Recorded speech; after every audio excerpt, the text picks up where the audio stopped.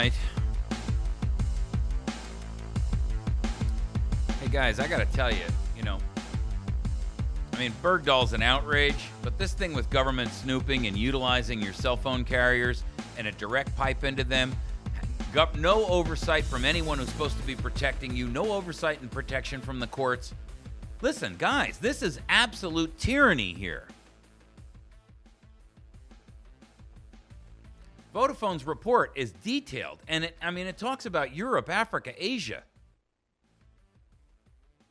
They're calling for a debate on this, but I have to tell you, I exposed to you a couple of weeks ago in another story where the NSA is actually listening and listening, and they admitted now, well, of course it's been exposed, that they are listening, not just getting the metadata, but actually listening to every phone call in two countries. One was Afghanistan. Now, a lot of people will say, wow, it's Afghanistan. We're at war with them. What do you care? Rah, rah, rah, rah, rah, rah, rah. First of all, they're at war with you too.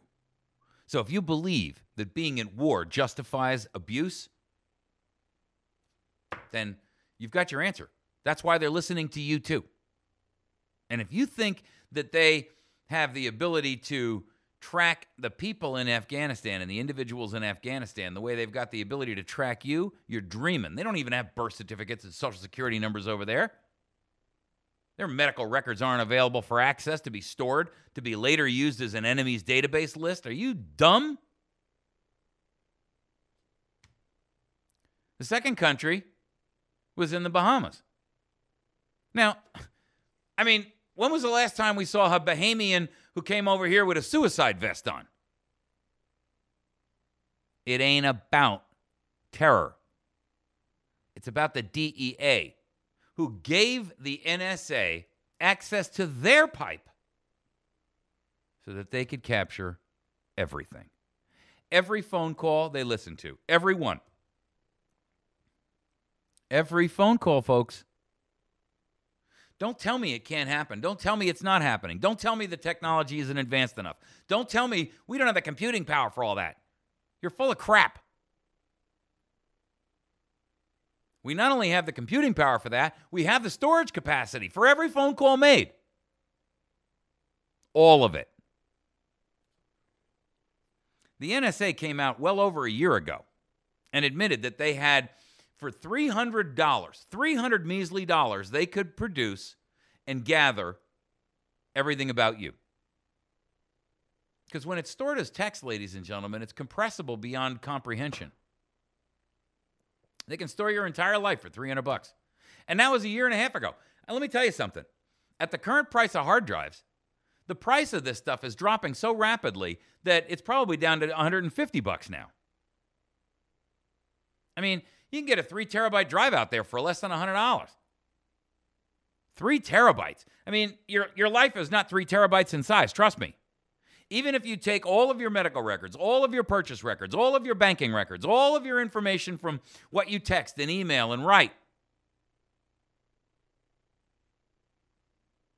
all your phone calls, convert them to text. They're storable. Even if they weren't and they were just kept in audio format, which is vastly bigger than text. Doesn't matter. And let me tell you something. If they're targeting you, they're doing both. They're converting it to text and storing it away. And then, so they got a transcript of it. And then they're keeping the audio as well, because that way they can utilize the voice inflection and they can use voice printing and they can also voice print whoever you're talking to. Guys, look. There are people who are going to sit there and say, this guy's a conspiracy theorist. This is no conspiracy. They're openly admitting it. If you don't believe the horse when it tells you, yeah, I just ate the apple, I can't help you.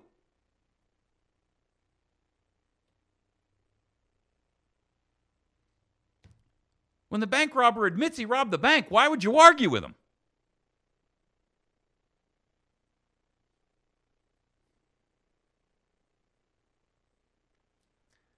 All right, this Bergdahl thing is just a...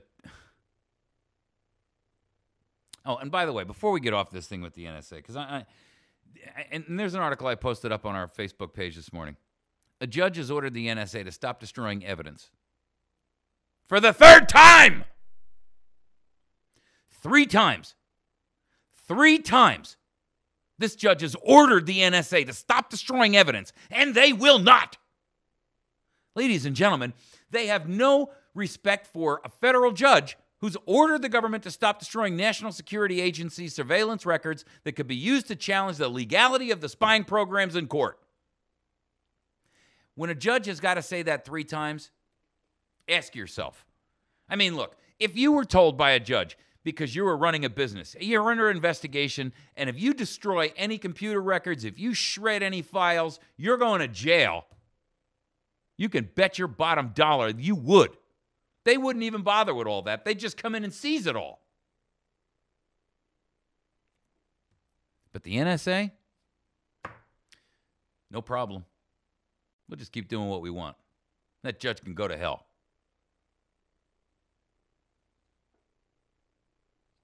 And they're getting the help of the DOJ to do it.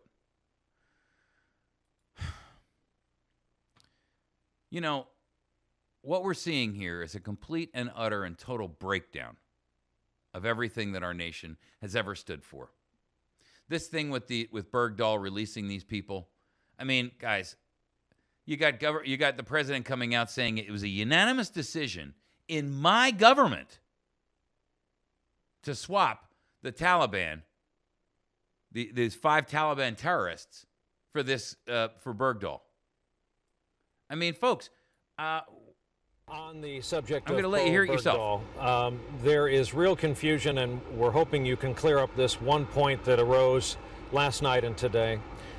This is NBC News interviewing President Barack Obama. You're going to hear it right out of the horse's mouth yourself. What was the reason for not informing the 8 members of Congress who would customarily be informed by this? Brian, I have to tell you the same thing that I've been saying for the last several days, which is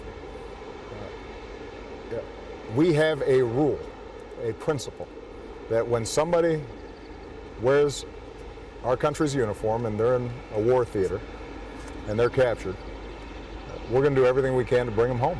And we saw an opportunity and we took it. And I make no apologies for it. It was a unanimous decision among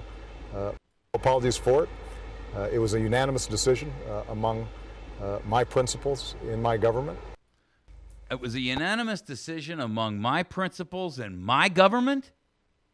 I mean, ladies and gentlemen, is this some kind of a banana dictatorship where you got some guy who sits up there on a throne made out of palm fronds and he's deciding what he can and cannot do? That no laws apply to him? That he's got free and open reign to do as he chooses? A unanimous decision within my government. Well, first of all, he's a brazen, bald-faced liar. How do I know that? Because his own administration, including Panetta, came out and said, I told him not to do it. Hello? His own administration people are belying the fact that this was not a unanimous decision. The intelligence community told him not to do it. The judiciary told him not to do it. The only person who backed him his play on this was dirty Eric Holder.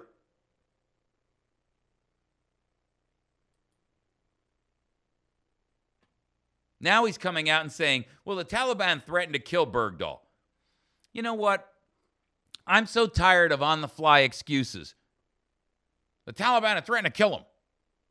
You know what? If that was the truth, they would have said that a long time ago. They wouldn't have waited until, 5-6 days later. Kind of like the argument that, why are you swooping in as a federal government to seize state records on the Stingray issue? Because we deputized Bob. That's your justification? I mean, you know, it sounds like an 8-year-old trying to explain to you why he stole cookies.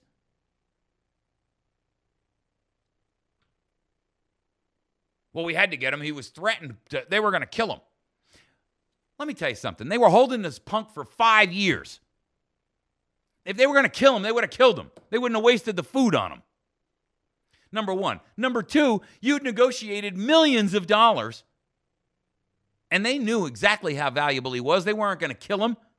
That's the whole point of a hostage, dummies. You people in the White House think we're all so stupid that this unwashed mass of peasantry can't possibly figure out the truth. Let me tell you something. You just ain't as smart as you think you are. We're not fooled for a minute. They're sitting there telling lawmakers the Taliban threatened to kill Sergeant Bo Bergdahl if the pending deal to free him was made public. Oh, come on. They're making it public. They want it public. I mean, look, the Taliban feeds on public. They want the public to know because they're using you for their own propaganda. They want everybody in the world to know that the mighty United States bowed down and kissed their little sandals. You stupid, stupid, ignorant fools.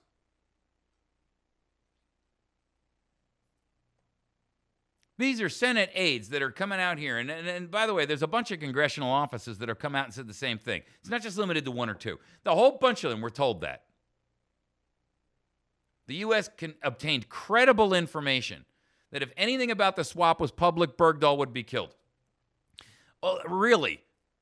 Is that why NBC News has got the freed Taliban commander tells relatives he'll fight America again?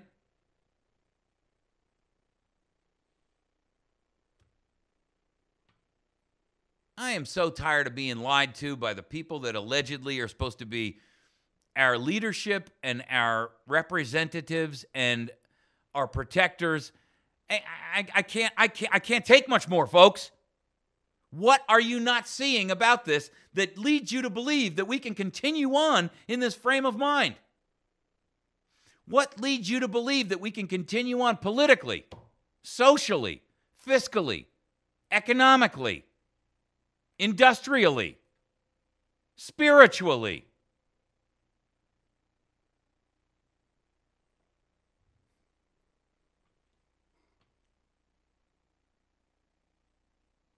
Listen, people,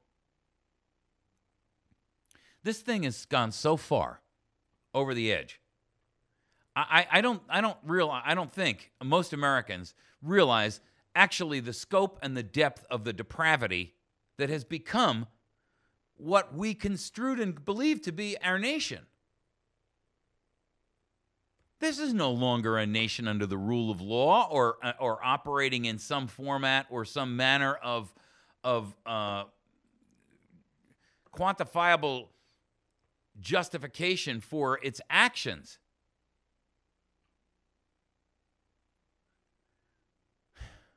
You got the president who parades out this kid's father. I mean, you know, look, I've got a son in the military or who was in the military and over in Afghanistan myself. I can imagine the anguish that a father would have felt knowing his son was in the hands of the Taliban.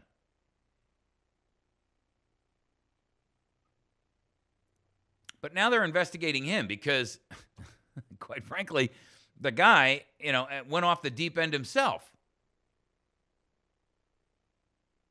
And now the kid's refusing to even talk to his parents. He's declined to speak to his family.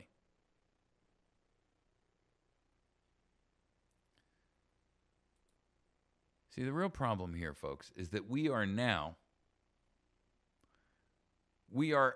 at the edge between soft tyranny and hard tyranny.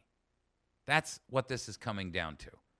And I'm not sure that most Americans are prepared to deal with the changeover that will occur. It's guaranteed to occur. The question is not if, it's when. We are looking now, and if you don't know the difference between soft tyranny and hard tyranny, go back and read your history. Go look at any totalitarian regime, anywhere in history, but you know, you can start with right here in the 20th century, because I mean, we got so much of it, so many examples of it that are current and fresh with common theme of technology and capabilities, and you know, totalitarianists and statists who've run and ruined their own nations under fascism and totalitarianism, listen, they would only dream about having the capabilities that these people have, about having the propaganda machine that these people have. They could only dream about it.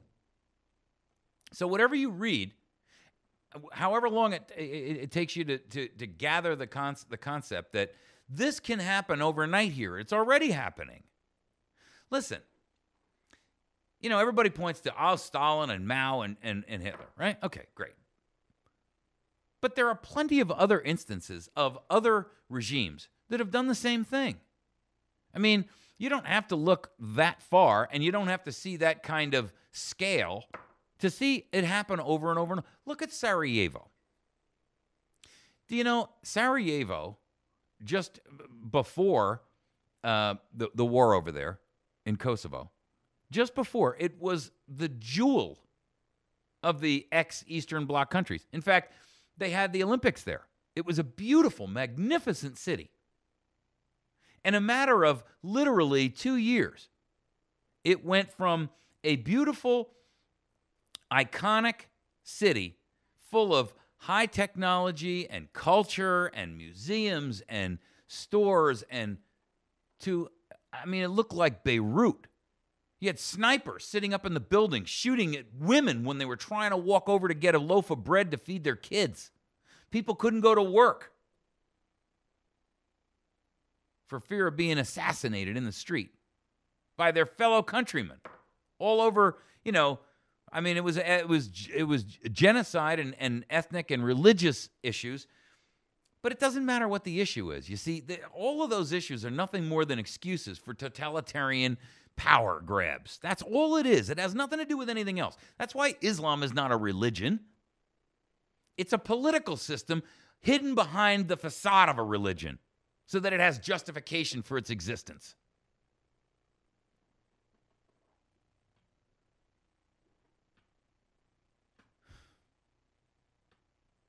And we've made a religion of government. This is a religion for these treasonous tyrants. It's a religion of government. The environmentalists, perfect example. They're the acolytes who line up there and march forward with the candle chanting, "Save the world. We will save the world." Save the world from what? The greatest risk to humanity on this planet is not some guy sitting there driving to work. The greatest risk to humanity on this planet is the governments that have killed 262 million people in just the last century alone. The same people who say that a sustainable population in the planet now is 1 billion to 1.5 billion, and that means that somewhere between 5.5 and 6 billion of us are excess.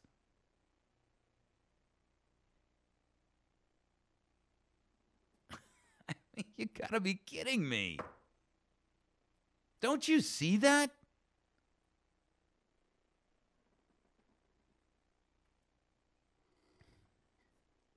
You see, the implication of this Bergdahl thing, this is just a blip on the radar screen. And frankly, to our fighting men and women, it's a slap in the face. But ultimately, it's a pimple on the elephant's butt. Because this is just another of a stunning level of symptomatic abuses that are going on in every aspect, in every area of our nation. The Iranian leaders are standing out there celebrating, stating that the U.S. has given up, that we've quit.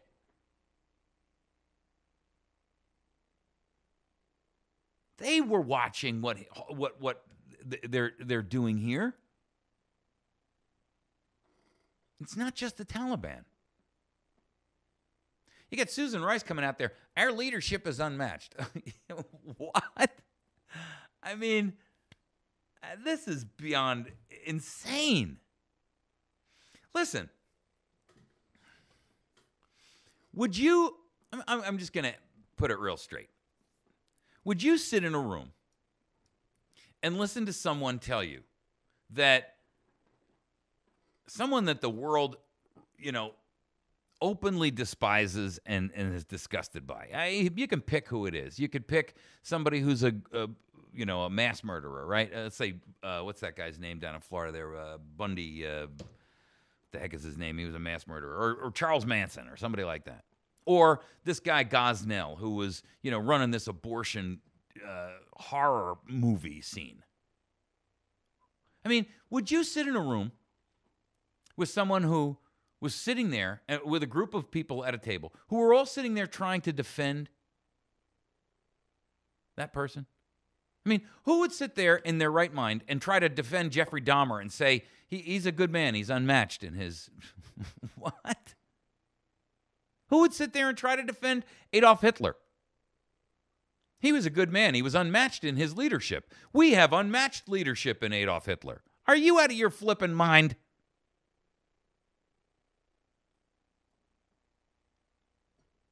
We have unmatched leadership in Joseph Stalin. Doesn't matter that he killed 50 million people. Starved them to death.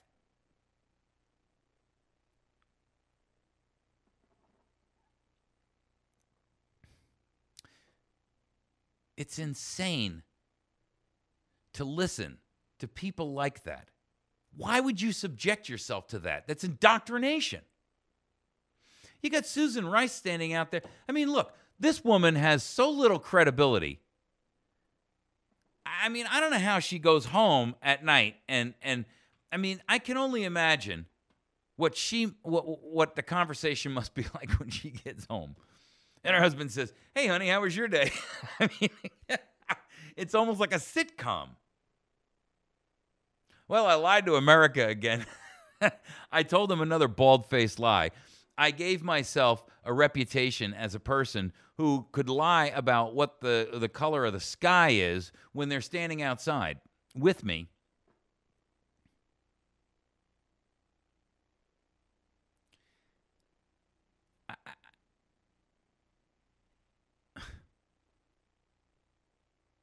You got John Kerry sitting out there telling us that Assad's reelection, is completely, that he's dismissing the legitimacy of it, saying it has no. Listen,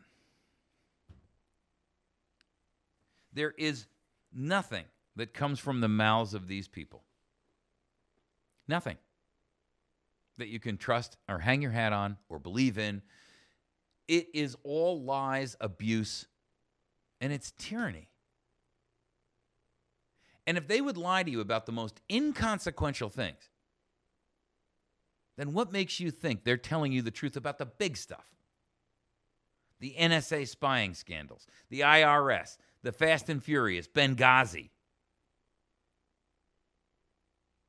Or what they're really doing with Iran on the nuclear weapon. I mean, what is Barack Obama just admitting, or not admitting, but is he really planning to give Iran the bomb? I read an article the other day from a guy who I consider an alarmist, and he made the argument that the goal of the United States right now is that they think they can win a first strike nuclear war against Russia and China. And that's what they're gearing up for. Based on the fact that we've got these, missile defense systems that can theoretically catch their ICBMs as they fling them back. Now, I consider this guy to be a bit of an alarmist generally, but, when you look at their previous activity, you can almost say maybe they are thinking something that insane. Because there's nothing about these people that gives them any credibility whatsoever. There's no reason or ration. All right, we're going to wrap for the day. Get a chance to swing over and see Pizza Hut here in Porter Wagoner Boulevard, but across the country. You have an opportunity to get into Pizza Hut and take advantage of their great lunch specials. on Tuesdays and Thursdays, where lunch is reduced to price to $5, and then on Tuesday evening, where kids under 12 eat free. See our friends at Battery Station at batterystation.com. Visit AmericanResumeService.com. Make sure that when you join up there, you you take advantage of their $200 half price, so it's a $100 resume service program, and then they donate that whole $100 to America's Voice Now.